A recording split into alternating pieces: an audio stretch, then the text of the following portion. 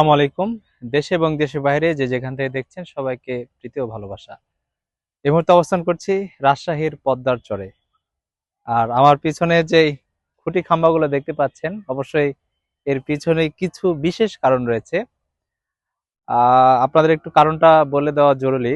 আপনাদের একটু অবগতির জন্য জানাই যে আগামী ডিসেম্বর মাসের 12, 13, 14 তারিখে এই পদ্মার চরে অনুষ্ঠিত হতে যাচ্ছে বিভাগীয় ইজতেমা।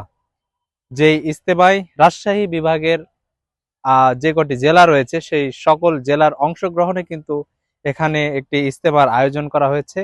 আমি এখানকার যারা আয়োজক রয়েছে তাদের সাথে কথা বলেছি, তারা আমাদেরকে নিশ্চিত করেছে যে এই ঢাকা বিভাগের পরে কিন্তু এখানে রাজশাহী বিভাগের ইজতেমা অনুষ্ঠিত হতে যাচ্ছে।